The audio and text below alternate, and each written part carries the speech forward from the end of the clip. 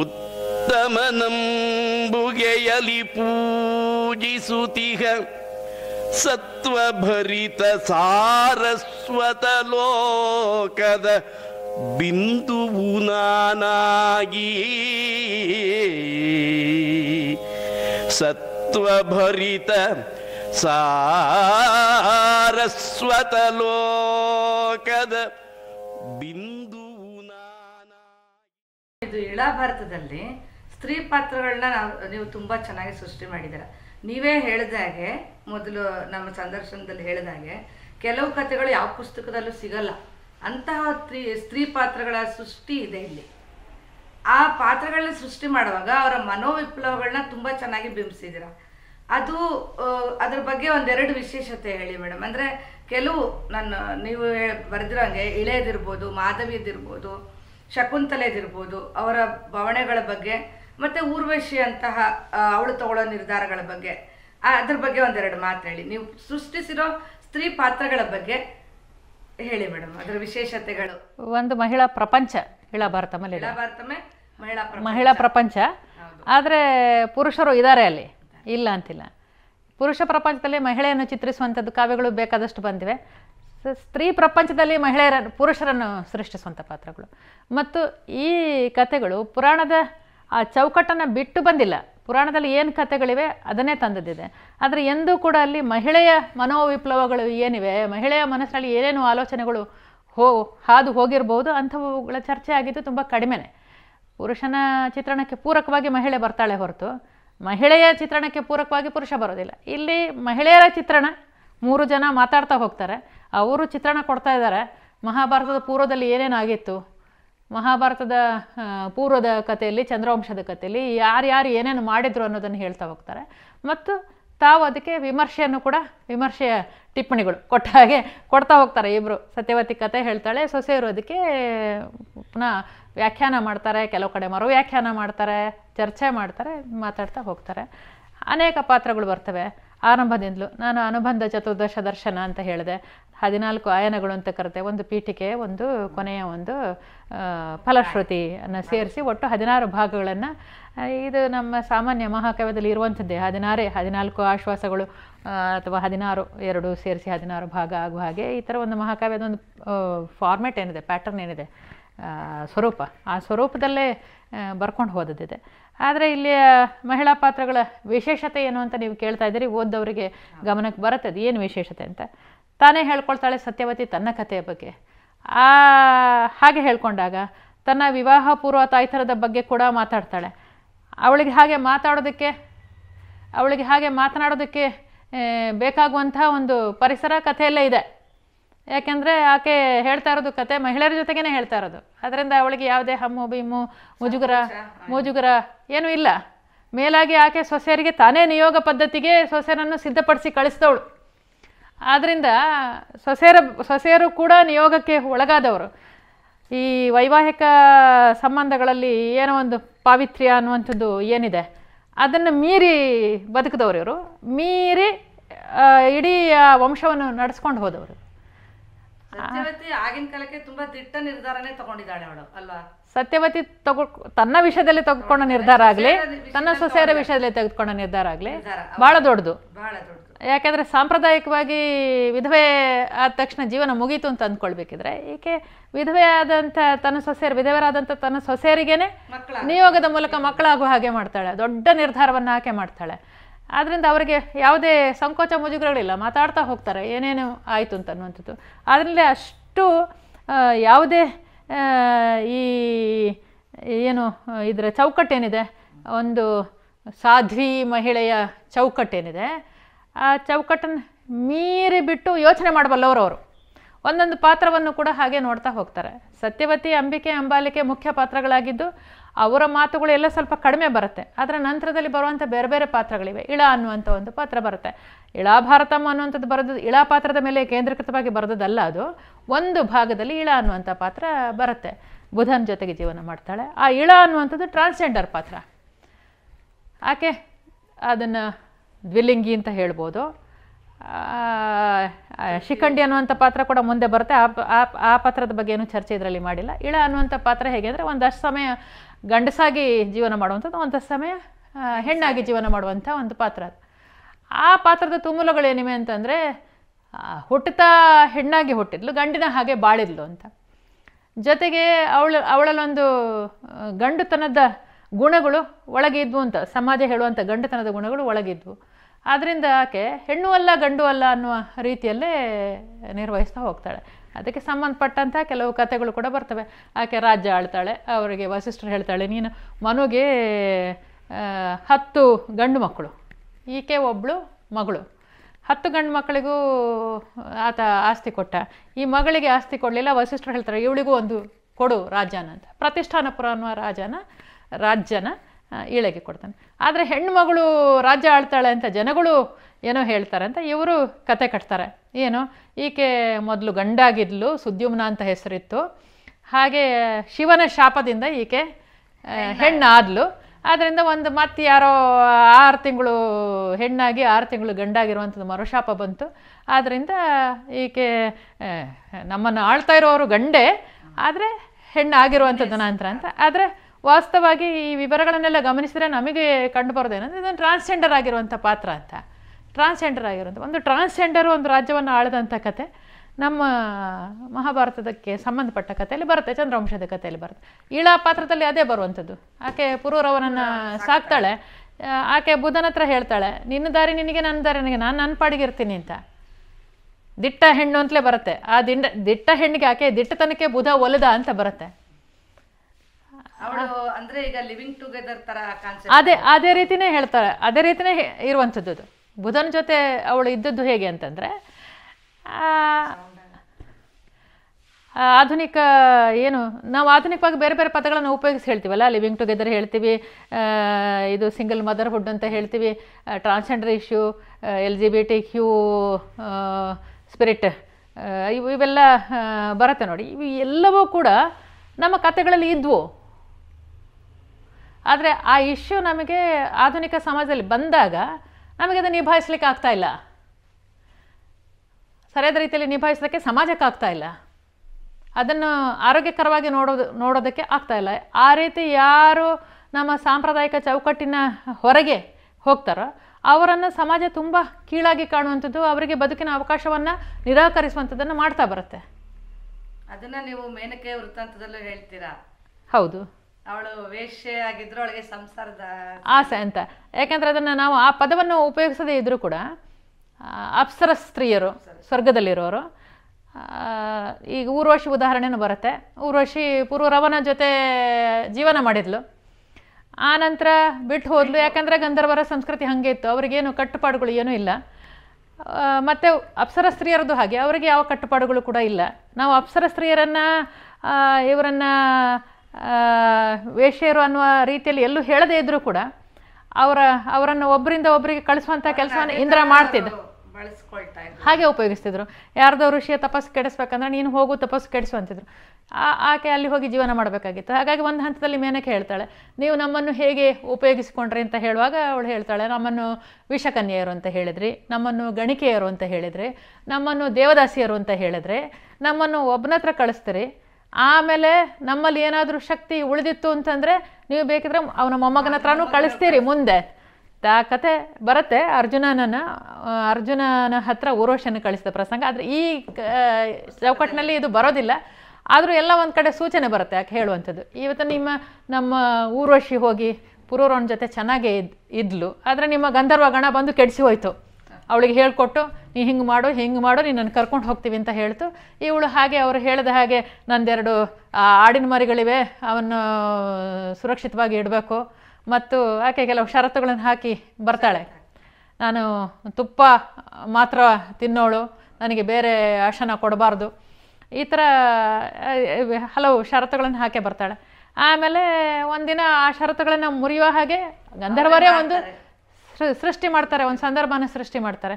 ಹಾಗಾಗಿ ನಿಜವಾಗ್ಲೂ ಊರ್ವಶಿ ಚೆನ್ನಾಗಿ ಸುಖವಾಗಿ ಇದ್ಲು ಪುರೂರವನ ಜೊತೆ, ಆದರೆ ನೀವು ಬಿಡಲಿಲ್ಲ, ಅವಳನ್ನು ಬದುಕೋದಕ್ಕೆ ಬಿಡಲಿಲ್ಲ, ಮತ್ತೆ ಕರ್ಕೊಂಡು ಬಂದ್ರಿ ಅಂತೆಲ್ಲ ಹೇಳ್ತಾಳೆ. ಅದನ್ನು ನಮಗೆ ನೀವು ನಿಮ್ಮ ರಾಜ್ಯ ಪಡೆಯುವಲ್ಲಿ ನೀವು ಖಡ್ಗಗಳನ್ನು ಬಳಸ್ತೀರಿ, ಮತ್ತು ಒರೆಯಲ್ಲಿ ಇಡ್ತೀರಿ. ಒರೆಗಳಿಗಿರುವವೇ ಹೆಸರುಗಳು, ನೆನೆಯುವುದೊಂದು ಗಾವಿಲಿಕೆ. ನಮಗೇನು ಹೆಸರಿದೆ? ನಮಗೇನೂ ಇಲ್ಲ ಹೆಸರು.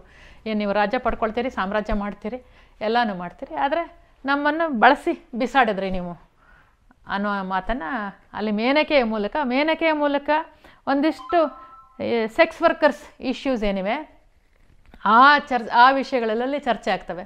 ಯಾವ ರೀತಿ ಇಡೀ ಸಮಾಜ ಉಪಯೋಗಿಸ್ತು, ನೂರಾರು ಜನ ನಡೆಯೋ ಹಾದಿನಲ್ಲಿ ಒಂದು ಹುಲ್ಲು ಕೂಡ ಹುಟ್ಟಲ್ವಂತೆ, ನಮಗೆ ಮಕ್ಕಳು ಆಗಲ್ಲ, ನಮಗೂ ಮಕ್ಕಳಾಗಬೇಕು ಅಂತ ಆಸೆ ಇರುತ್ತೆ, ಆ ಮಕ್ಕಳಾದರೆ ಅದಕ್ಕೆ ತಂದೆ ಯಾರು, ಈ ಥರದ್ದೆಲ್ಲ ಪ್ರಶ್ನೆಗಳು ಇರ್ತವೆ. ಈ ಥರ ಇವನ್ನೆಲ್ಲ ಆಕೆ ಚರ್ಚೆ ಮಾಡ್ತಾವೆ. ಸಂಸಾರ ಮಾಡಬೇಕು ಅನ್ನೋ ಆಸೆ ಇದೆ ಅಂತ ಅಲ್ಲಿ ಹೇಳ್ತಾಳೆ. ನನಗೂ ಸಂಸಾರ ಮಾಡಬೇಕು ಅಂತ ಆಸೆ, ವಿಶ್ವಾಮಿತ್ರನಂತ ಬಹಳ ಜ್ಞಾನಿ ಆತನ ಜೊತೆ ಹೋಗ್ಬೇಕಂತ ನನಗೂ ಆಸೆ ಇದೆ, ಬಟ್ ಆದರೆ ನೀನು ಈಗ ಕಳಿಸ್ತಾ ಇದೆಯಲ್ಲ, ನಿನ್ನ ಉದ್ದೇಶ ಏನಿದೆ ಅಂತ ಹೇಳಿ ಒಂದೆರಡು ಮಾತುಗಳನ್ನು ಇಂದ್ರನ ಜೊತೆ ಹೇಳ್ತಾಳೆ. ಆದರೆ ವಿಶ್ವಾಮಿತ್ರನ ಜೊತೆ ಹೋಗ್ತಾಳೆ, ಅವನು ಹೇಳಿದ ಹಾಗೆ ಹೋಗ್ತಾಳೆ. ಕೊನೆಗೆ ವಿಶ್ವಾಮಿತ್ರನೇ ಬಿಟ್ಟು ಬದುಕಕ್ಕೆ ಆಸೆ ಪಡ್ತಾಳೆ ಅಂತಲೇ ಬರುತ್ತೆ. ವಿಶ್ವಾಮಿತ್ರ ಬಿಟ್ಟು ಹೋಗ್ತಾನೆ. ಆಗ ವಾದನ ಮಾಡ್ತಾಳೆ, ಏನಂದರೆ ಸಮಯ ಒಟ್ಟಿಗೆ ಜೀವನ ಮಾಡ್ಬೋದಲ್ಲ ನಾವು ಅಂತ. ಅಲ್ಲಿ ಮೇನಕೆ ಒಬ್ಬ ಹೆಣ್ಣಾಗಿ ಕಥೆಯಲ್ಲಿ ಬಂದಾಗ ಇದನ್ನೇ ಹೇಳೋದು, ಪುರುಷರ ದೃಷ್ಟಿಕೋನದಿಂದ ಪುರುಷರ ಕಥೆಗೆ ಪೂರಕವಾಗಿ ಮಹಿಳೆಯರ ಪಾತ್ರಗಳು ಬಂದಾಗ ಏನಾಗುತ್ತೆ, ಇವರ ತುಮುಲಗಳು ಯಾವುದೂ ಬರೋದಿಲ್ಲ ಅಲ್ಲಿ. ಅದರಲ್ಲಿ ಮೇನಕೆ ಹೆಂಡತಿಯಾಗಿದ್ದಾಳೆ.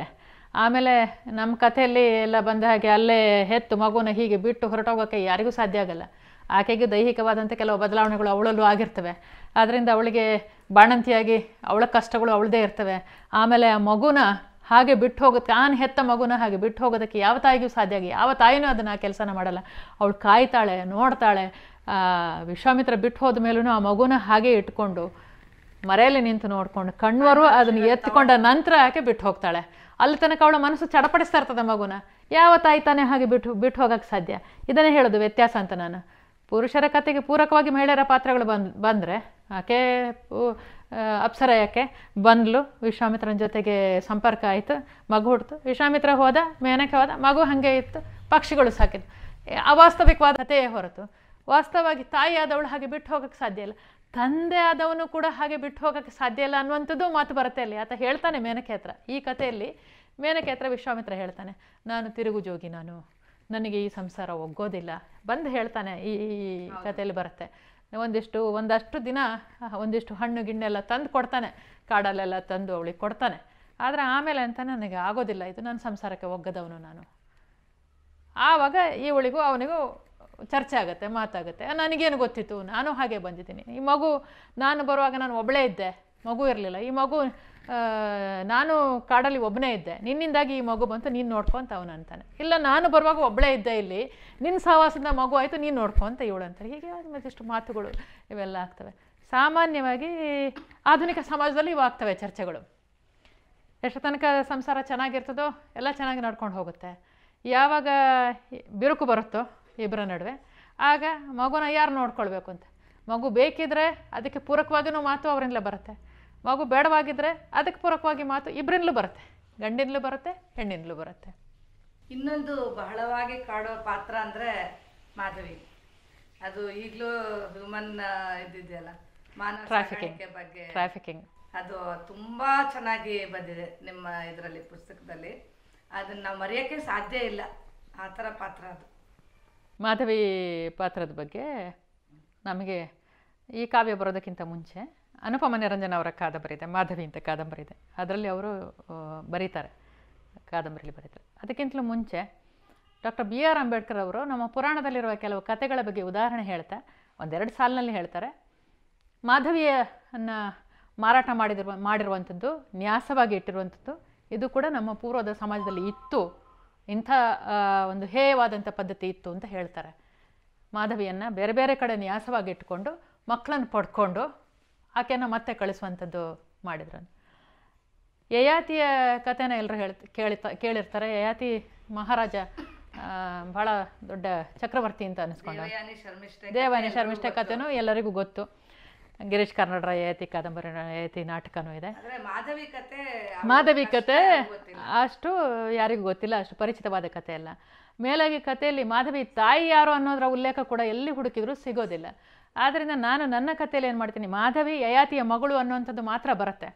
ಯಯಾತಿಗೆ ದೇವಯಾನಿಯಲ್ಲಿ ಮಕ್ಕಳು ಇದ್ದಾರೆ, ಶರ್ಮಿಷ್ಠೆಯಲ್ಲೂ ಮಕ್ಕಳಿದ್ದಾರೆ. ಈ ಮಗಳು ಶರ್ಮಿಷ್ಠೆಯ ಮಗಳು ಅಂತ ಹೇಳ್ಕೊಂಡು ನಾನು ಈ ಕಥೆಯಲ್ಲಿ ತರ್ತೀನಿ. ಯಾಕೆಂದರೆ ನನಗೆ ಎಲ್ಲೆಲ್ಲಿ ನಮ್ಮ ಕೃತಿಗಳು ಏನೇನಿವೆ ಎಲ್ಲ ಕಡೆ ಹುಡುಕಿದಾಗಲೂ ಕೂಡ ಬೇರೆ ಬೇರೆ ರೆಫರೆನ್ಸ್ ಮಾಡಿದಾಗಲೂ ಕೂಡ ನನಗೆ ತಾಯಿ ಹೆಸರು ಗೊತ್ತಾಗಲಿಲ್ಲ.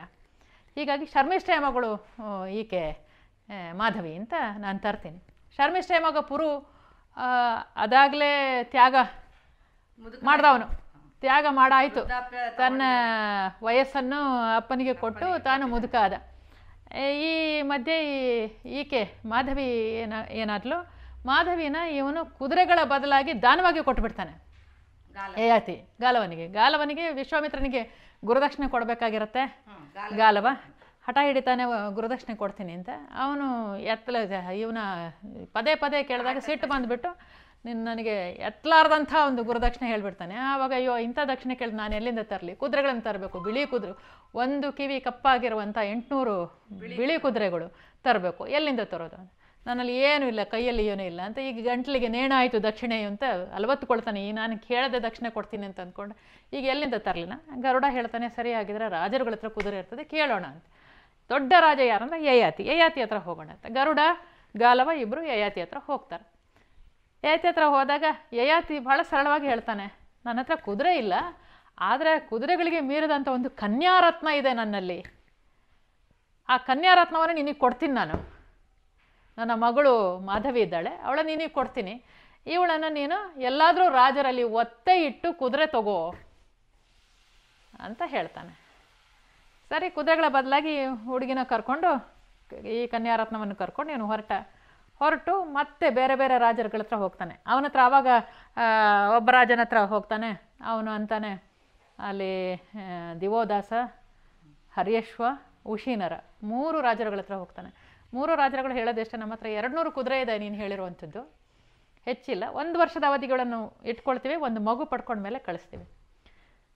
ಮೊದಲ ತುಂಬಾ ಕ್ರೂರವಾದಂಥ ಒಂದು ಹ್ಯೂಮನ್ ಟ್ರಾಫಿಕಿಂಗ್. ಅದು ಹೇಗೆ ಅಂದ್ರೆ ನಿಜವಾಗ್ಲೂ ಇದೆಲ್ಲ ನಡೀತಾ ಅಂತ ಸಾಮಾನ್ಯರಿಗಂತೂ ಈ ಕತೆ ಗೊತ್ತಿಲ್ಲದೆ ಇರೋರಿಗೆ ಮೇಡಮ್, ಅದನ್ನ ಓದಿದ ತಕ್ಷಣ ಅವರು ಶಾಕ್ ಆಗ್ತಾರೆ. ಇಷ್ಟ ಅನ್ಯಾಯ ನಡೆದಿದ್ಯಾ ಒಂದು ಹೆಣ್ಣಿನ ಬಗ್ಗೆ, ಮೂಲ ಕಥೆಯಲ್ಲಿ ಇರುವಂಥದ್ದು. ಆದರೆ ಇಷ್ಟೆಲ್ಲ ಆದ್ಮೇಲೂ ಮಾಧವಿ ಏನೂ ಪ್ರತಿಕ್ರಿಯೆ ವ್ಯಕ್ತಪಡಿಸದೆ ಇರಕ್ಕೆ ಸಾಧ್ಯನಾ?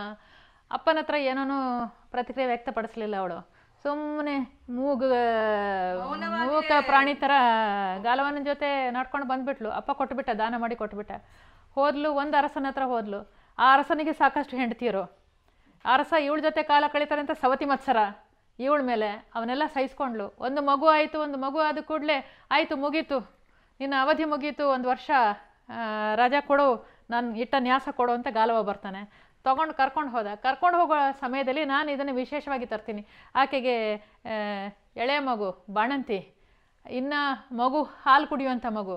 ಹಾಗಾಗಿ ಆಕೆಗೆ ಆಗುವಂಥ, ಬಾಣಂತಿಗೆ ಆಗುವಂಥ ದೈಹಿಕವಾದಂಥ ಏನೇನು ಬದಲಾವಣೆಗಳು ಅವಳ ದೇಹದಲ್ಲೂ ಆಗಿವೆ. ಹಾಲು ಚಿಮ್ತದೆ, ನಡೀಲಿಕ್ಕಾಗೋದಿಲ್ಲ, ಹೆಚ್ಚಾಗಿ ನಡೀಲಿಕ್ಕಾಗೋದಿಲ್ಲ, ಅಂಥ ಒಂದು ಪರಿಸ್ಥಿತಿ ಅವಳಿಗೆ ಆಗುತ್ತೆ. ಆ ಸಂದರ್ಭದಲ್ಲಿ ಗಾಲವನಿಗೆ ಮನಸ್ಸಿನಲ್ಲಿ ಬರುತ್ತೆ, ನಾನು ಇಂಥ ಒಂದು ಸುಕುಮಾರವಾದಂಥ ರಾಜಕುಮಾರಿನ ಎಂಥ ಕಷ್ಟಕ್ಕೆ ದೂಡಿದೆ ಅನ್ನುವಂಥದ್ದು. ಆವಾಗ 1-2 ಮಾತುಗಳನ್ನು ಗಾಲವ ಅವಳ ಜೊತೆ ಹೇಳ್ತಾನೆ. ಅದನ್ನು ತರ್ತೀನಿ. ಯಾಕೆಂದರೆ ಇಲ್ಲಿ ಮುಖ್ಯವಾಗಿ ಮನುಷ್ಯನ ಭಾವನಾತ್ಮಕ ಗುಣ ಏನಿದೆ ಅದನ್ನು ಸಾಧ್ಯವಾದಷ್ಟು ಅನ್ವೇಷಣೆ ಮಾಡೋಕ್ಕೆ ಪ್ರಯತ್ನ ಪಡ್ತೀನಿ ನಾನು. ಈ ಕೃತಿ ಪ್ರಯತ್ನ ಪಡುತ್ತೆ.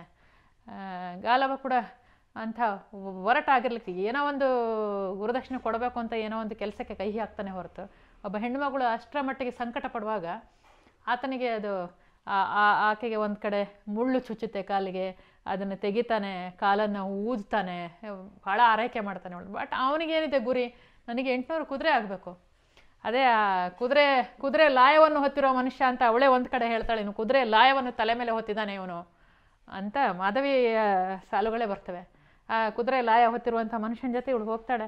ಆಮೇಲೆ ಇನ್ನು ಯಾವುದಪ್ಪ, ಯಾವ ಅರಸಪ್ಪ, ಎಲ್ಲಿ ಸೂರ್ಯ ಯಾವುದಪ್ಪ ಹೇಳುವಂಥ ವ್ಯಂಗ್ಯಾನ ಮಾಡ್ತಾಳೆ. ಇನ್ನೊಂದು ಅರಸನ ಹತ್ರ ಎಲ್ಲಿ ಬಿಡ್ತೀಯ ನೀನು, ಕನಿಗೆ ಅಲ್ಲಿಂದ ಇನ್ನೊಂದು ಕಡೆ ಹೋಗ್ತಾಳೆ. ಅಲ್ಲೂ 200 ಕುದುರೆಗೆ 1 ವರ್ಷ 1 ಮಗು. ಇನ್ನೊಂದು ಅರಸ, ಅವನ ಜೊತೆಗೂ 1 ವರ್ಷ 1 ಮಗು, 200 ಕುದುರೆ, 600 ಕುದುರೆ ಆದ ನಂತರ ವಿಶ್ವಾಮಿತ್ರನ ಹತ್ರನೇ ಕರ್ಕೊಂಡು 600 ಕುದುರೆ ಆದ ನಂತರ ಈ ಗರುಡ ಹೇಳ್ತಾನೆ, ಸರಿ ಇನ್ನು ಕುದುರೆಗಳು ಇಲ್ಲ, ಇರೋದೇ ಇಷ್ಟು. ಯಾಕಂದರೆ 1000 ಕುದುರೆ, ಅದರಲ್ಲಿ 400 ಕುದುರೆಗಳು ಇದರಲ್ಲಿ ವಿತಸ್ತ ನದಿಯಲ್ಲಿ ಬರುವಾಗ ಕೊಚ್ಕೊಂಡು ಹೋದವು. ಅದರ ನಂತರ ಎಲ್ಲ ಋಷಿಮುನಿಗಳಿಂದ ಇವರು 200 ಕುದುರೆ ಖರೀದಿ ಮಾಡಿದ್ರು. ಇನ್ನೂ ಕುದುರೆಗಳಿಲ್ಲ. ಸರಿ ಏನು ಮಾಡಬೇಕು ಅಂತ ವಿಶ್ವಾಮಿತ್ರನ ಹತ್ರನೇ ಕೊಟ್ಟರೆ ಆಯಿತು ಅಂತ ವಿಶ್ವಾಮಿತ್ರನ ಹತ್ರ ತೊಗೊಂಡೋಗ್ಬಿಟ್ಟು ವಿಶ್ವಾಮಿತ್ರನ ಹತ್ರ ಅವಳಿಗೆ ಅಷ್ಟಕ ಅನ್ನೋ ಮಗ ಹುಟ್ಟುತ್ತಾನೆ. ಮಾಧವಿ ಕತೆ ಬರುವಂಥದ್ದು. ಅಷ್ಟಕ ಅನ್ನೋ ಮಗ ಹುಟ್ಟುತ್ತಾನೆ. ಶಿಬಿ, ವಸುಮನಸ, ಪ್ರತರ್ಧನ ಮತ್ತು ಅಷ್ಟಕ, ಈ 4 ಜನ ಕೂಡ ಮಾಧವಿ ಮಕ್ಕಳು. 3 ಅರಸರಲ್ಲಿ ಮತ್ತು ವಿಶ್ವಾಮಿತ್ರನಲ್ಲಿ ಅಷ್ಟಕ, ಹೀಗೆ 4 ಮಕ್ಕಳು ಆಗ್ತದೆ. ಇದಾದ ನಂತರ ಅವಳನ್ನು ಕರ್ಕೊಂಡು ಬಂದು ಮತ್ತು ಯಯಾತಿ ಹತ್ರ ಬಿಡ್ತಾನೆ. ಅಲ್ವಾ ಸ್ವಯಂವರದ ಸಂದರ್ಭ ಬರುತ್ತೆ. ಸ್ವಯಂವರದ ಸಂದರ್ಭದಲ್ಲಿ ಆಕೆಗೆ ಅಷ್ಟರ ಮಟ್ಟಿಗಿನ ಹೊಳೆಯಿತಿ ವೈರಾಗ್ಯ ಭಾಗ್ಯ ಮಾಧವಿಗಿಂತ ಇಷ್ಟೆಲ್ಲ ಆಗಿಬಿಟ್ಟು ಅವಳಿಗೆ ಬಂದಿದ್ದು ವೈರಾಗ್ಯ ಭಾಗ್ಯ. ಅದರಿಂದ ಆ ಸಂದರ್ಭದಲ್ಲಿ ಈ ಪುರು ಉಲ್ಲೇಖನೂ ಜೊತೆಗೆ ತರ್ತೀನಿ, ಯಾಕಂದರೆ ಇದು 2 ಒಟ್ಟಿಗೆ ಎಂದು ಬಂದದ್ದಿಲ್ಲ. ಪುರು ಮುದುಕ ಆಗಿದ್ದಾನೆ. ಸ್ವಯಂವರಕ್ಕೆ ಕರ್ಕೊಂಡು ಹೋಗ್ಬೇಕಿದ್ರೆ ರಥದಲ್ಲಿ ಕೂರಿಸ್ಕೊಂಡು ಹೋಗ್ಬೇಕು. ಪುರು ಜೋಲ್ತಾ ಕೋಲ್ ಹಿಡಿತಾ ಹತ್ತಾನೆ, ಯಾಕೆಂದರೆ ಅವಳ ಅಣ್ಣ ಕರ್ಕೊಂಡು ಹೋಗ್ಬೇಕು. ರಾಜ ಆದರೆ ಮುದುಕ. ಹಾಗೆ ಹೋಗುವಾಗ ಜನ ಹೇಳ್ತಾರೆ ಇವನು ಇವನು ಅಂತ ಯಯಾತಿಯ ಬಗ್ಗೆ ಮಾತಾಡ್ತಾರೆ. ಎಂಥ ಅರಸ ಇವನು, ಒಬ್ಬ ಮಗನನ್ನು ಯವನದಲ್ಲಿ ಮುದುಕ ಮಾಡಿದ್ದ, ಇನ್ನೊಬ್ಬಳ ಮಗಳನ್ನು 4 ಜನರ ಜೊತೆಗೆ ಜೀವನ ಮಾಡಿ ಈಗ ಅವಳು ಕನ್ಯಾಕುಮಾರಿ ಮಾಧವಿಗೆ ಮದುವೆ ಅಂತೆ ಅಂತ ಗುಸು ಮಾತಾಡ್ತಾರೆ ಜನ. ಹಂಗೆ ಹೋಗ್ತಾರೆ. ಹೋದ ನಂತರ ಆಕೆ ಅಲ್ಲಿ ಎಲ್ಲ ರಾಜ ಮಹಾರಾಜರು ಎಲ್ಲರೂ ಇರ್ತಾರೆ. ಅವ್ರು ಯಾರಿಗೂ ಹಾರ ಹಾಕ್ಲಾರ್ದೆ ಕಾಡಿಗೆ ಎಸೆತಾಳೆ ಹಾರನ. ಈ ನರರಿಗಿಂತ ಮರಗಳು ವಾಸಿ ಅಂತ ಅಂದ್ಕೊಂಡು ವನಜೀವನಕ್ಕೆ ಹೋಗ್ತಾಳೆ ಅಂತ. ತುಂಬ ಆರ್ದ್ರವಾಗಿರುವಂತಹ, ಯಾರನ್ನಾದರೂ ಕೂಡ ಅಲುಗಾಡಿಸುವಂತಹ, ಯಾರ ಮನಸ್ಸನ್ನಾದರೂ ಕೂಡ ಅಲುಗಾಡಿಸುವಂಥ ಒಂದು ಪ್ರಸಂಗ ಮದುವೆಯದ್ದು. ಇನ್ನೂ ನೀವು ಬರ್ದಿರೋ ಪ್ರತಿಯೊಂದು ಪಾತ್ರದ ಬಗ್ಗೆನೂ ಮಾತಾಡ್ತಾ ಹೋದ್ರೂ ಅದು ಸಾಲಲ್ಲ. ನಾ ಅದಕ್ಕೆ ಹೇಳಿದ್ದೀನಿ, ಒಂದು ಸಾಲಲ್ಲಿ ಎಷ್ಟೋ ಅರ್ಥಗಳಿದೆ. ಒಂದೊಂದು ಸಾಲು ನಮಗೆ ಜೀವನದಲ್ಲಿ ಎಷ್ಟೋ ಪಾಠ ಕಲಿಸೋ ಥರ ಬರ್ದಿದ್ದೀರ ನೀವು. ಇದು ಮಮತೆದಿರ್ಬೋದು, ಅವಳಿಗೆ ಕೌಟುಂಬಿಕ ದೌರ್ಜನ್ಯ, ಅವ್ರ ಭಾವನೆ ಅವಳನ್ನ ಗರ್ಭಿಣಿನ ಅತ್ಯಾಚಾರ ಮಾಡಿ ಪ್ರಾಸಂಗಿಕವಾದ ಉಲ್ಲೇಖವಾಗಿ ಬರುತ್ತೆ. ಸಂಪೂರ್ಣ ಅವಳ ಕತೆ ಬರೋದಿಲ್ಲ. ಬೃಹಸ್ಪತಿಯ ಅಣ್ಣ ಉಚತ್ಯ ಅಥವಾ ಉತತ್ಯ ಅಂತ ಹೇಳ್ಕೊಂಡು ಆಕೆ ಗರ್ಭಿಣಿ ಇರುವಾಗಲೇ ಆಕೆ ಗಂಡನ ಅಣ್ಣ ಒತ್ತಾಯದಲ್ಲಿ ಇದು ಮಾಡ್ತಾನೆ. ಈಗಿನ ಲೆಕ್ಕಕ್ಕೆ ಅತ್ಯಾಚಾರದ ಪ್ರಕರಣ IPC 376 ಆ ಲೆಕ್ಕಕ್ಕೆ ಬರಬೇಕು. ಹಾಗಾಗಿ ಆ ಮಗು ದೀರ್ಘ ತಮಸ ಅಂತ ಆ ಮಗು ಪ್ರತಿಭಟಿಸ್ತದೆ. ಹೊಟ್ಟೆಲಿದ್ದ ಮಗು, ಆಕೆ ಗರ್ಭಿಣಿ ಇರಲು ಹೊಟ್ಟೆಲಿದ್ದ ಮಗು ಪ್ರತಿಭಟಿಸ್ತದೆ. ನೀನು ಈಗಲೇ ಹಿಂಗೆ ಮಾಡಿದೆ ಅಂತ, ನೀನು ಕುರುಡಾಗಿ ಹುಟ್ಟು ಅಂತ ಶಾಪ ಬೇರೆ ಕೊಡ್ತಾನಂತೆ ಮಗುಗೆ. ದೀರ್ಘ ತಮಸ ಅಂಥೇಳಿ ಆತ ಹುಟ್ಟುತ್ತಾನೆ. ಜ್ಞಾನಿ ಆದರೆ ಕಣ್ಣಿರೋದಿಲ್ಲ ಅವನಿಗೆ, ಹುಟ್ಟು ಕುರುಡನಾಗಿ ಹುಟ್ಟುತ್ತಾನೆ. ಮತ್ತೆ ಶಕುಂತಲೆ ಪಾತ್ರ, ಅದರಲ್ಲಿ ಅವನು ನಿರಾಕರಿಸೋದು, ಆ ಥರ ಒಂದೊಂದು ಪಾತ್ರನೂ ನಮ್ಮನ್ನ ಸೆಳೀತಾನೆ ಹೋಗುತ್ತೆ. ಕೊನೆಗೆ ಗಾಂಧಾರಿದಂತೂ ಅವಳು ಕುರುಡನ್ ಮಾಡ್ಕೋತಾಳೆ. ಆ ಯುದ್ಧ ಭೂಮಿಗೆ ಹೋದಾಗ ಯಾರೇ ಯುದ್ಧ ಮಾಡಲಿ ಅಲ್ಲಿ ನರಳದ ಹೆಂಗಸರು, ಮತ್ತೆ ಈ ಕಡೆ ಅವರೇ ಅವರ ಮನೆಯವ್ರನ್ನ ಕೊಂದು ಸುಮ್ಮನಾಗ್ಬಿಡ್ತಿದ್ರು. ಅವರ ಬೇರೆ ವೈರಿಗಳು ಬಂದು ತಮ್ಮ ಮನೆಯ ಹೆಣ್ಮಕ್ಳನ್ನ ಎಲ್ಲಿ ಹಾಳು ಮಾಡ್ತಾರೆ ಅಂತ ಅದನ್ನು ಉಲ್ಲೇಖ ಮಾಡಿದಿರಲ್ಲ ಮೇಡಮ್. ಶಾಪವ ಮಡಿಲಲ್ಲಿ ಕಟ್ಟಿ ಹೋಪಳ ಗಾಂಧಾರಿ ಗಂಡನ ಮನೆಗೆ ಹೋಗುವಾಗ ಅಂತ 7 ಶಾಪ ಇಡ್ತಾಳೆ. ಯುದ್ಧದಲ್ಲಿ ಸತ್ತವನ ಹೆಂಡತಿ ಶಾಪ ಇಡ್ತಾಳೆ. ನಮ್ಮ ಎಲ್ಲರ ಕಣ್ಣೀರಿನ ಶಾಪನ ಕಟ್ಕೊಂಡೇ ಗಂಡನ ಮನೆಗೆ ಹೋಗ್ತಾಳೆ. ಒಬ್ಬ ಕುರುಡನಿಗೆ ಮದುವೆ ಮಾಡಿ ಕೊಡಲ್ಲ ಮಗಳನ್ನು ಅಂತ ಹೇಳ್ಕೊಂಡು ನಮ್ಮ ಎಲ್ಲರ ಮನೆಯವರನ್ನು ಕೂಡ ಮೃತ್ಯು ದೇವತೆಗೆ ದಾನ ಮಾಡಿ ಕೊಟ್ಟನಲ್ಲ ಅರಸ, ಅವನಿಗೆ ಒಳ್ಳೇದಾಗ್ಲಿಕ್ಕಿದೆಯಾ ಅಂತ ಶಾಪ ಇಡ್ತಾಳೆ. ಆ ಶಾಪ ಎಲ್ಲ ಕೇಳಿ ಅದರಲ್ಲಿ ಒಂದು ವಿಶೇಷ ಅಂದರೆ ಗಾಂಧಾರಿ ಕಣ್ಣಿಗೆ ಬಟ್ಟೆ ಕಟ್ಕೊಂಡ್ಲು ಅನ್ನೋದರ ಕಾರಣ ಕೂಡ ಅಲ್ಲಿ ಬರುವಂಥದ್ದು. ಹಸ್ತನಾಪುರದವರ ಅಹಂಕಾರವನ್ನು ಮತ್ತು ಅವರ ಭೌತಿಕವಾದ ಸಂಪತ್ತು ಏನಿದೆ, ಅವರ ಅಹಂಕಾರದ ಮೂಲಕವೇ ಎಲ್ಲವನ್ನು ಮಾಡ್ತಾ ಬಂದರು. ಅದನ್ನು ಕಣ್ಣೆತ್ತಿ ನೋಡೋದಕ್ಕೂ ನನಗೆ ಇಷ್ಟ ಇಲ್ಲ ಅಂತ ಹೇಳ್ಕೊಂಡು ಗಾಂಧಾರಿ ಕಣ್ಣಿಗೆ ಬಟ್ಟೆ ಕಟ್ಕೊಂಡು ಶಕುನಿ ಅವಳ ಜೊತೆ ಬರೋನು. ಅವನು ಹೇಳ್ತಾನೆ, ಸರಿ ನಿನ್ನ ಜೊತೆ ನಾನು ಬರ್ತೀನಿ, ಅವ್ರನ್ನ ಯುದ್ಧದಲ್ಲಂತೂ ಗೆಲ್ಲಿಕ್ಕಾಗಲ್ಲ, ಶಕ್ತರವರು, ನಾವು ಯುದ್ಧ ಮಾಡಿ ಆಯಿತು, ಸೋತಾಯಿತು, ಕೊಟ್ಟು ಆಯಿತು ಮಕ್ಕಳನ್ನು. ಗಾಂಧಾರಿ ಜೊತೆಗೆ ಅವಳ ತಂಗಿಯರು 10 ಜನ, ಅದು ಮಹಾಭಾರತದಲ್ಲಿ ಇದೆ. ಅದು ಒಟ್ಟು 11 ಜನರನ್ನು ಮದುವೆ ಮಾಡಿ ಕೊಡ್ತಾನೆ ಧೃತರಾಷ್ಟ್ರನಿಗೆ. ಸುಬಲ ಮಹಾರಾಜ ಗಾಂಧಾರಿ ಮಾತ್ರ ಅಲ್ಲ, 10 ಜನ ಅವಳ ತಂಗಿಯಂದಿರು. ಅದು ಮೂಲದಲ್ಲಿ ಇದೆ ಕತೆ. ಅದು 11 ಜನರನ್ನು ಒಟ್ಟಿಗೆ ಮದುವೆ ಮಾಡಿ ಕೊಡ್ತಾನೆ. ಇದು ಸಾಲದು ಅಂತ ಭರತಖಂಡದ ಆದ್ಯಂತ 100 ಹೆಣ್ಮಕ್ಳನ್ನು ಹುಡುಕಿ ತಂದು ಮದುವೆ ಮಾಡ್ತಾನೆ ಅಂತಲೂ ಇದೆ. ಈ 100 ಜನ ಕೌರವರು ಹೇಗೆ ಹುಟ್ಟಿದ್ರು ಅನ್ನೋದಕ್ಕೆ ನಾವು ಏನೋ ಇದು ಮಂತ್ರಪಿಂಡದಿಂದ ಹಂಗಾಯಿತು, ಅದನ್ನು ಹಾಗೆ ಘೃತ ಭಾಂಡದಲ್ಲಿ ಇಟ್ಟರು, ಈ ಕಥೆಗಳನ್ನು ಹೇಳದೇ ಇದ್ರೂ ಕೂಡ ನಮಗೆ ಮೂಲ ಇಲ್ಲೇ ಸಿಕ್ಬಿಡುತ್ತೆ. ಶಕುನಿ ಕೂಡ ಜೊತೆಗೆ ಬರ್ತಾನೆ, ನಾನು ಇವರನ್ನು ಹೀಗೆ ಸೋಲಿಸ್ಲಿಕ್ಕಾಗೋದಿಲ್ಲ, ನಾನು ದ್ಯೂತದಲ್ಲಿ ಹೋಗಿಸ್ತೀನಿ, ಅವರನ್ನು ದ್ಯೂತದಲ್ಲಿ ಹೋಗಿಸುವೇನು ಅಂತ ಹೇಳ್ಕೊಂಡೆ, ನಾನು ನಿನ್ನ ಜೊತೆಗೆ ಬರ್ತೀನಿ ಅಂತ ಅಂದ್ಕೊಂಡು ಇಬ್ಬರು ಒಟ್ಟಿಗೆ ಹೊಸ್ತಿಲು ದಾಟಿ ಬರ್ತಾರೆ. ಹಸ್ತಿನಾಪುರದ ಹೊಸ್ತಿಲು ದಾಟುವಾಗ ಗಾಂಧಾರಿ ಕಣ್ಣಿಗೆ ಬಟ್ಟೆ ಕಟ್ಕೊಂಡೇ ಬರ್ತಾಳೆ, ಇವರ ಐಶ್ವರ್ಯನ ನೋಡೋಕ್ಕೆ ನನಗೆ ಇಷ್ಟ ಇಲ್ಲ ಅಂತ. ಶಕುನಿ ಜೊತೆಗೆ ಬರ್ತಾನೆ, ಅವನ ದ್ಯೂತದಲ್ಲಿ ಹೋಗಿಸಿ ಹಾಳು ಮಾಡ್ತೀನಿ ನಾನು ಇವರ ವಂಶನ ಅಂತ. ಆದರೆ ಎಲ್ಲೋ ಗಾಂಧಾರಿ ತನ್ನ ವಂಶನ ನಾಶ ಮಾಡೋಕ್ಕೆ ಆಗಲಿಕ್ಕಿಲ್ಲ, ಮುಂದೆ ಆಕೆಗೆ ಅನ್ನೋದು ಭಾವನಾತ್ಮಕವಾದ್ದು ಬಂದೇ ಬರ್ಬೋದು. ಆದರೆ ಆ ಹಂತದಲ್ಲಿ ಅವಳಿಗೆ ಮನಸ್ಸು ಅಷ್ಟು ನೊಂದಿರ್ತದೆ, ಯಾಕಂದರೆ ತನ್ನ ತಂದೆ ಸತ್ತೋಗಿರ್ತಾನೆ, ಸುಬಲ ಮಹಾರಾಜ ಸಾಯ್ತಾನೆ, ಹಾಸಿಗೆ ಹಿಡಿದು ಬಿಡ್ತಾನೆ. ಇವರ ಇಡೀ ಗಾಂಧಾರ ಮೊದಲೇ ಬರದಿಂದ ನಲುಗಿದಂಥ ಸ್ಥಳ ಅದು, ಈಗ ಕಂದಹಾರ್ ಅಂತ ಕರೆಸ್ಕೊಳ್ಳುವಂಥ ಜಾಗ ಅದು ಅಂತ ಹೇಳ್ತಾರೆ ಗಾಂಧಾರ ಅನ್ನುವಂಥದ್ದು. ಆ ಬರಪೀಡಿತವಾದಂಥ ಪ್ರದೇಶದಲ್ಲಿ ಇವರು ದಾಳಿ ಮಾಡಿ ತೊತ್ತಳ ತುಳಿದು ಇಡೀ ನಾಶ ಮಾಡಿ ಇವರ ಸೈನಿಕರು ಇವರ ಜನಗಳು ಎಲ್ಲ ಸತ್ತು, ಆ ಸಾವಿನ ಮೇಲೆ ಇವಳು ಬದುಕು ಕಟ್ಕೊಳ್ಬೇಕಲ್ಲ, ಆ ಶಾಪ ಹೊತ್ಕೊಂಡು ಹೋಗ್ತಾಳೆ ಅನ್ನುವಂಥ ಶಾಪ ಅದನ್ನೂ ಕೂಡ ಉಡಿಯಲ್ಲಿ ಕಟ್ಕೊಂಡು ತನ್ನ ಊರಿನ ಹೆಣ್ಣುಮಕ್ಕಳ ಎಲ್ಲರ ಶಾಪವನ್ನು ಕಟ್ಕೊಂಡು ಹೋಗಬೇಕಲ್ಲ, ಆ ನೋವಿನಿಂದಾಗಿ ಅವಳು ಇವರನ್ನು ಕಣ್ಣೆತ್ತಿ ನೋಡೋದಕ್ಕೂ ಕೂಡ ನನಗೆ ಮನಸ್ಸಿಲ್ಲ, ನನಗೆ ಇಷ್ಟ ಇಲ್ಲ ಅಂತ ಹೇಳಿ ಬರ್ತಾಳೆ ಅಂತ. ಈ ಕಥೆನ ಸತ್ಯವತಿಗೆ ಅಂಬಾಲಿಕೆಯರು ಹೇಳುವಂಥದ್ದು. ಯಾವಾಗ ಹೇಳುವಂಥದ್ದು ಅಂತಂದರೆ ಈ ಗಾಂಧಾರಿ ಬಗ್ಗೆ ಇವರು ಮಾಡುವಂಥ ಉಲ್ಲೇಖಗಳು ಇವು. ಆಕೆ ಹಾಗೆ ಒಂದು ಒಳ ಮನಸ್ಸಿನಲ್ಲಿ ಒಂದು ರೋಷವನ್ನು ದ್ವೇಷವನ್ನು ಇಟ್ಕೊಂಡೇ ಬಂದಿದ್ದಾಳೆ. ಹಾಗೆ ಹೇಳ್ತಾ ಅವರು ಈ ಗಾಂಧಾರಿಯನ್ನು ನೋಡಿದಾಗ ನಮಗೆ ನಮ್ಮ ಅಕ್ಕ ಅಂಬೆ ನೆನಪು ಆಗುತ್ತೆ ಅನ್ನುವಂಥದ್ದನ್ನು ಕೂಡ ಅವರು ಹೇಳ್ತಾರೆ. ಅಲ್ಲಿ ಅಂಬೆ ಯಾವ ರೀತಿ ಆಯಿತು, ಅಂಬೆಯ ಪರಿಸ್ಥಿತಿ ಅಂತ ಪುಸ್ತಕ ಓದಿ ತಿಳ್ಕೊಂಡ ಮಟ್ಟಿಗೆ ಇಲ್ಲಿ ನೀವು ಬರೆದಿರುವವರು ಈಗಿನ ಕಾಲದ ಒಬ್ಬ ಅತಿ ಪ್ರಜ್ಞಾವಂತ ಮಹಿಳೆ. ಆ ವಿಷಯ ವಸ್ತು ಪೌರಾಣಿಕವಾಗಿ ತಗೊಂಡ್ರು ಅಲ್ಲಿ ನೀವು ನಿಮ್ಮ ಭಾವನೆಗಳನ್ನು ಬಿಂಬಿಸಿದ್ದೀರಾ, ಅಲ್ಲಿರೋ ಪುಸ್ತಕದ ಒಂದು ಆಧಾರವಾಗಿ ತೊಗೊಂಡಿದ್ದೀರಾ ಅಥವಾ ಜಾನಪದದಿಂದ ಮೂಲದಿಂದ ತೊಗೊಂಡಿದ್ದೀರಾ. ಇಲ್ಲಿ ನೀವು ಬಿಂಬಿಸಿರೋ ಯಾವುದೇ ಸಮಸ್ಯೆಗಳಿರ್ಬೋದು ಅದು ಈಗ ಪ್ರಸ್ತುತ ಇದೆ, ಯಾವ್ಯಾವ ಎಲ್ಲ ಸಮಸ್ಯೆಗಳಿದೆ. ಅದೇ ಈ ಪುಸ್ತಕದ ವಿಶೇಷತೆ ಅನ್ಕೊಳ್ತೀನಿ ನಾನು. ವಿಶೇಷತೆಗಳಲ್ಲಿ ಒಂದು ಮುಖ್ಯವಾದ್ದು ಅಂತ ಈ ಪುಸ್ತಕದ ಬಗ್ಗೆ, ಪುಸ್ತಕದ ಮೂಲಕ ನೀವು ಇನ್ನೂ ಈ ಥರ ಸಂದೇಶಗಳನ್ನು ಕೊಡ್ತಿದ್ದೀರಾ ಸಮಾಜಕ್ಕೆ. ನಾನು ಮಹಾಕಾವ್ಯ ಬರೀಬೇಕು ಅಂತ ಆಯ್ಕೆ ಮಾಡಿಕೊಂಡಾಗ ನನ್ನ ಮುಂದಿದ್ದಂಥ ಆಯ್ಕೆಗಳು ಎರಡು ಇದ್ವು. ನಮಗೆ ನಮ್ಮ ದೇಶದ ಮಹಾಕಾವ್ಯಗಳು ಎರಡು, ರಾಮಾಯಣ ಮಹಾಭಾರತ. ಇನ್ನು ಆಧುನಿಕ ಮಹಾಕಾವ್ಯಗಳನ್ನು ಬರೀಬೋದು, ಕತೆ ಸೃಷ್ಟಿ ಮಾಡಿ ಬರೀಬೇಕು, ಅದಕ್ಕೆ ಪ್ರವೇಶ ತುಂಬ ಕಷ್ಟ ಜನಗಳಿಗೆ. ನಾನು ಈ ವಿಷಯಗಳನ್ನು ಮಹಿಳಾ ಸಂಬಂಧಿ ವಿಷಯಗಳಿರಲಿ, ಸಮಾಜಕ್ಕೆ ಸಂಬಂಧಪಟ್ಟಂಥ ವಿಷಯಗಳಿರಲಿ, ವೆಜ್ ನಾನ್ ವೆಜ್ ಚರ್ಚೆ ಕೂಡ ಬರುತ್ತೆ, ಆಹಾರ ಪದ್ಧತಿ ಬಗ್ಗೆ ಸಿಕ್ಕಾಪಟ್ಟೆ ವಿಷಯಗಳು ಚರ್ಚೆ ಆಗ್ತವೆ ಇಲ್ಲಿ. ನಾನು ಲೇಖನಗಳಲ್ಲಿ ಸಾಂಸ್ಕೃತಿಕ ಅಂಶಗಳು, ಸಾಮಾಜಿಕ ಅಂಶಗಳು, ಸಾಕಷ್ಟು ಜ್ವಲಂತ ಸಮಸ್ಯೆಗಳೆಲ್ಲ ಇಲ್ಲಿ ಚರ್ಚೆ ಆಗ್ತವೆ. ನಾನು ಇವುಗಳನ್ನು ಬರೆಯೋದಕ್ಕೆ ಹೊರಟಾಗ ನನಗೆ ಇದ್ದದ್ದೇ ಎರಡೇ ಆಯ್ಕೆಗಳು. ಈ ಎರಡೂ ಆಯ್ಕೆಗಳನ್ನು ಮುಂದಕ್ಕೆ ಇಟ್ಕೊಂಡೆ. ಯಾಕೆ ಅಂತಂದರೆ ನಾನು ಆಧುನಿಕವಾದ ಒಂದು ಕಥೆಯನ್ನು ಸೃಷ್ಟಿ ಮಾಡಿಬಿಟ್ಟು ಒಂದು ಸಮಸ್ಯೆಯನ್ನು ಹೇಳೋದಕ್ಕೆ ಹೊರಡೋದು ತುಂಬ ಕಷ್ಟ ಆಗೋದು. ಯಾಕೆಂದರೆ ಇದನ್ನು ಓದೋದಕ್ಕೆ ಪ್ರವೇಶ ಬೇಕು. ರಾಮಾಯಣ ಮಹಾಭಾರತಕ್ಕೆ ಎಲ್ಲರಿಗೂ ಒಂದು ಸರಳವಾದ ಪ್ರವೇಶ ಎಲ್ರಿಗೂ ಇದೆ, ಅದು ಎಂಥದಾರ ಇರಲಿ. ಆಮೇಲೆ ಇವೆಲ್ಲ ಕಥೆಗಳು ತಿರುಗಿ ತಿರುಗಿ ತಿರುಗಿ ಬೇರೆ ರೂಪದಲ್ಲಿ ಬಂದಿವೆ. ರಾಮಾಯಣ ಕೂಡ ಸಿಕ್ಕಾಪಟ್ಟೆ ವರ್ಷನ್ಸ್ ಬಂದಿವೆ, ಮಹಾಭಾರತ ಕೂಡ ಬೇರೆ ಬೇರೆ ರೂಪದಲ್ಲಿ ಬಂದದ್ದಿದೆ. ರಾಮಾಯಣದ ಬಗ್ಗೆ ಕುಮಾರವ್ಯಾಸ ಬರೆದಾಗಲೇ ಹೇಳಿದ್ದು, ಕುಮಾರವ್ಯಾಸ ಯಾಕೆ ಮಹಾಭಾರತದ ಕಥೆನ ಆಯ್ಕೆ ಮಾಡಿಕೊಂಡೆ ಅಂತಂದರೆ, ತಿಣುಕಿದನು ಫಣಿರಾಯ ರಾಮಾಯಣದ ಕವಿಗಳ ಭಾರದಲ್ಲಿ ಅಂತ. ಅಷ್ಟರ ಮಟ್ಟಿಗೆ ರಾಮಾಯಣದ ಕವಿಗಳು, ಒಂದೆರಡಲ್ಲ ರಾಮಾಯಣಗಳು. ಫಣಿರಾಯನಿಗೆ ಕಷ್ಟ ಆಯ್ತಂತೆ, ಭೂಮಿಯನ್ನು ಹೊತ್ಕೊಂಡಿರೋ ಫಣಿರಾಯನಿಗೆ ಆ ರಾಮಾಯಣದ ಕವಿಗಳ ಭಾರ ಕಷ್ಟ ಆಯ್ತಂತೆ. ಹಾಗಾಗಿ ಕುಮಾರವ್ಯಾಸನು ಕೂಡ ಮಹಾಭಾರತದ ಕಥೆಯನ್ನು ಆಯ್ಕೆ ಮಾಡಿಕೊಂಡಿರೋದು. ಇನ್ನು ಜೈನ ಪುರಾಣಗಳಲ್ಲೂ ಕೂಡ ರಾಮಾಯಣದ್ದು ಮಹಾಭಾರತದ್ದು ಕಥೆಗಳು ಬೇರೆ ಬೇರೆ ಬರ್ತವೆ. ಜೈನ ರಾಮಾಯಣಗಳೇ ಇವೆ, ಮಹಾಭಾರತದ ಕಥೆಗಳು ಕೂಡ ಅಲ್ಲಲ್ಲಿ ಜೈನರ ಪುರಾಣಗಳಲ್ಲಿ ಬರುವಂಥದ್ದು ಇದೆ. ಹಾಗಾಗಿ ನಾನು ರಾಮಾಯಣಕ್ಕಿಂತ ಮಹಾಭಾರತದ ಕಥೆಯನ್ನು ಆಯ್ಕೆ ಮಾಡಿ ಮಹಾಭಾರತ ಚೌಕಟ್ಟಿನಲ್ಲಿ ಈ ಕಥೆಯನ್ನು ಹೇಳ್ಬೋದು ಅಂತ.